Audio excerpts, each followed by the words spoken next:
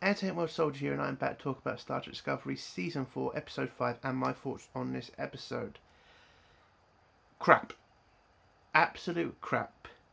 These writers are no good at their job. They're trying to write like Star Trek writers from old, but they can't do it because they don't have the skill to. This episode was a massive political statement. If you don't believe me, watch the fucking episode. Because it was literally about an American injustice system. And I'll go into more about it in spoilers, but these writers don't understand what the fucking Star Trek writing is. And that is, they used to say both sides of an argument and then lets you decide who was right. In this episode, they don't do that. They fucking tell you which side's right and pretty much say if you don't believe them, then you're a fucking asshole, basically. And you didn't convince me, Discovery. The prick deserved it. If you watch the episode, you know what I mean when I say the prick deserved it. This episode just shows what is wrong with Star Trek Discovery.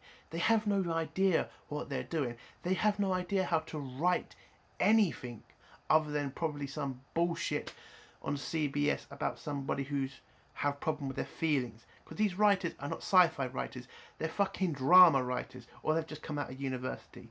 I don't know who wrote this episode, but fucking, you're a fucking idiot. You don't know what you're doing. Fucking quit your job.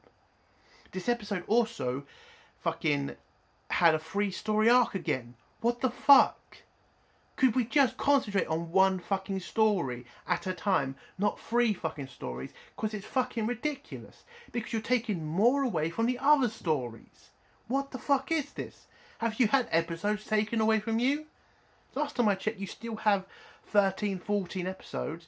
Why are we fucking rushing this? Could you fucking get a grip and write one story and maybe a side story? This show is just unbelievably bad, and how the fuck this has ever gotten as far as it has is literally beyond me. Fucking beyond me.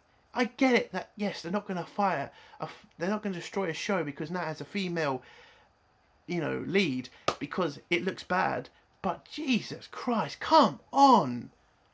Who is watching this and enjoying it? Because it is a fucking hassle to get through, and the writing is piss fucking poor. And the characters are just beyond annoying. It was just a bad episode. I want to go into spoilers now because I really want to talk about the main story because Jesus, it pissed me off. So I'm going to go into spoilers in 4, 3, 2, 1. This episode starts off with a Vulcan ship and the USS fucking Janeway. Because again, they have to remind you, oh, do you remember Janeway? We remember Janeway. Fucking get a grip. Not every ship has to be named after somebody we already fucking know. Are we going to see the USS Cisco or the USS Picard? Are we going to see those ships? So it's just like, I don't care.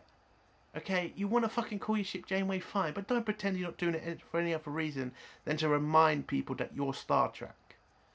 So these two ships are scanning the the DMA, the wormhole thing, and it turns out that it's moving and it then transports itself to another part of the galaxy, which Starfleet then figure out that it's being controlled. Are you serious? I figured it out in episode 1, and I genuinely thought everybody else did. I thought Burnham figured that shit out when they said the fucking black hole was moving in different directions. But it turned out, no, they haven't figured it out. They still thought it was a fucking, nature was controlling it. And I'm just like, what the fuck? Like, it was moving in one direction, and now it's moving in a different direction. It changed course. Like, there's no other reason for that than someone controlling it. God damn it! How the hell can these people be that stupid? Seriously. Anyway, so turns out the anomaly has jumped somewhere near a colony, and the USS Discovery gets sent there to save the people because, you know, that's what Starfleet does. Burnham gets sent there with Saru. Again, they're both captains, and I don't know what's going on about there, but they're both captains now, and Saru's going to take control of the Discovery because Burnham is going to take control of the landing party that's going to go over and save the people. So Discovery jumps to the... Oh, well, before it jumps, we then get introduced to a new character who is called... What's his face? Tarka? Yeah, Tarka, that's his name. Tarka, who is the Federation's best scientist, and Stamets gets pissed off because Tarka hasn't been sucking up to him or giving him the respect that he thinks he deserves. Yes, Stamets, this guy's trying to build a fleet of Spore Drive starships, but that's bad because he should have first gone to you and sucked up to you and gave you all the praise you wanted. Why are you acting like a little bitch, Stamets? Get over your fucking selves. I mean, Jesus, what the fuck? There's bigger problems than your fucking ego, you twat. God. So, Discovery jumps to the colony and hails the planet below. The planet below then leader talks to Burnham and tells her that they're all ready to be rescued. But it turns out when the Discovery does a complete scan of the colony, turns out there's 6 people who are not in the same area as the majority of the people on the planet. And the person in charge says, yeah, they're prisoners and we don't really care about them because they're prisoners. They're what did they call them? They're examples. That's it. They're examples, and they need to die, basically.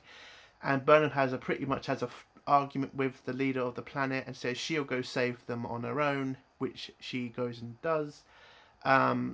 She beams down to the planet, her and Book, and they then bump into this stupid mine thing, which turns out to be a moving mine that pretends to be an animal for some stupid reason.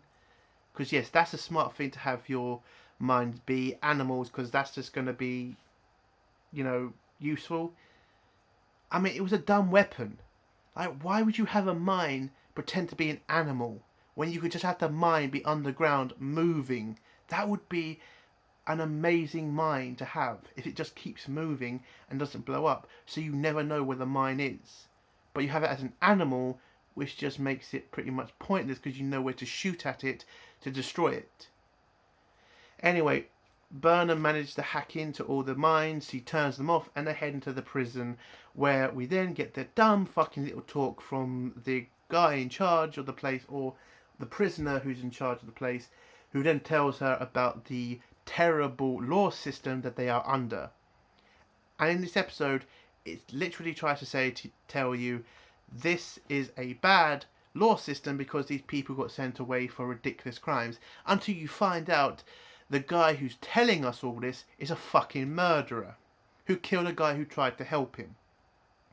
In this episode, they're so desperate to tell you that this law system is too harsh with its penalties and that we need to rethink these laws because they are terrible and they're too over the top. And I'm going to tell you right now, every one of those prisoners, fuck them. Don't care. I don't know what they were sent in for. None of us know what they were sent in there for. They could be lying to us. There could be a bunch of reasons they got these sentences. But this show is trying to tell you that they just did nothing wrong and the system is just being mean to them for reasons. And I was just absolutely annoyed throughout this episode of them trying to continually push this bullshit down your throat and have Michael Burnham try to have a little bit of an argument against them. And she literally, all she did in this episode was, yes, but it's not really my place to talk about your law system. I'm not from your planet. I'm just from Starfleet. And the guy says, well, why should I give a shit what you think? It's just like, no, what you need in this episode, Discovery, was to have one of the prison guards be there. Not just run off, Maybe he could explain the system to you instead of getting one side of the fucking argument, which is all this episode was. It was just a one-sided argument throughout. Oh, and at the same point, when we're trying to learn about this one fucking story, we then have to go over and see that fucking doctor guy who is having problems. And his fucking problem is he's over fucking worked. But they're trying to make it seem bigger than it is. But no, literally, his situation could be sorted out if they actually gave him time off and stopped making him be a doctor and a counsellor at the same fucking time. He is overworked, so get a fucking counsellor. He's supposed to be your doctor, not your doctor and your counsellor at the same time. That's why ships would tend to have two doctors so that you don't get overworked. Now, I know he probably has a team, but still, he's the head of the fucking medical department. Why is he also being a fucking counsellor?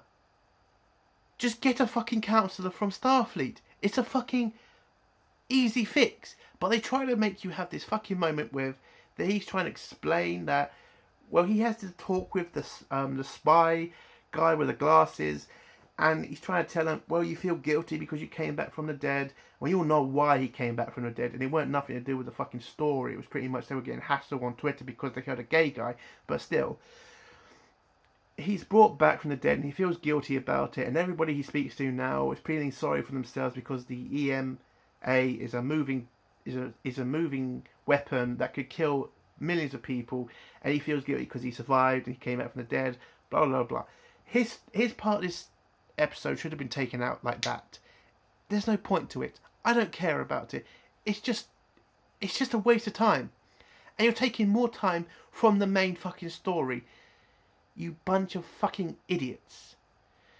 We then go back to Tarka and Stamets, who then trying to work on what the DMA is, and they figure out that it's being controlled by some sort of system in the middle of the wormhole, and it needs a powerful amount of energy to control it, so that's what they need to look for now. But they figure out the energy needed to power this wormhole is immense, so that's what they need to look for next time. I'm not going to go through that story all the way through because it wasn't that interesting to me. I know they're trying to make this weapon seem so powerful, but we all know at the end of this series it's going to be something stupid is the cause of this wormhole, because last season they tried to make the burn seem so epic, so important, and it turned out to be a fucking kid. This season is obviously going to be the same. It's obviously going to be some stupid reason that this fucking thing has been made, and it's going to be either an accident or a race that's stupid. We already know what's happening here. So yes, the MDA is probably something important, but the reasons for it are just going to be dumb. So that's it. And there was this cringe scene with Tarka and Saru when they start yelling at each other because Tarka wants Saru to lose control for a second. I mean, fine. But anyway, that's all you need to know about them in this episode.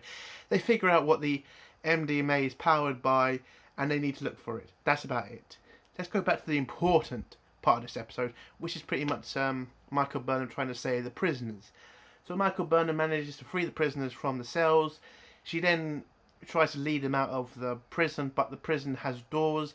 They lock. She then reactivates the mine animals. They run into the building. Well, they run into the door, blow it up, open the door. Burnham turns off the mine straight afterwards. They get the prisoners out, beam most of them out of the planet. Beam most of them off the prison. But the first prisoner, the one who convinces Michael Burnham to give them asylum in the Federation, he decides to stay on the planet, and then he reveals why that is. Well, it's because he's a fucking murderer, and he got what he deserved. He killed somebody who tried to help him, he tried to rob somebody, ends up murdering him, and now he wants to pay for his penance. Or, that's his penance and shit. And Michael Burnham tries to convince him to come back to Discovery. So does Book, because Book has to save all the people he can because he still feels guilty for surviving his planet's destruction. Again, give Book time off.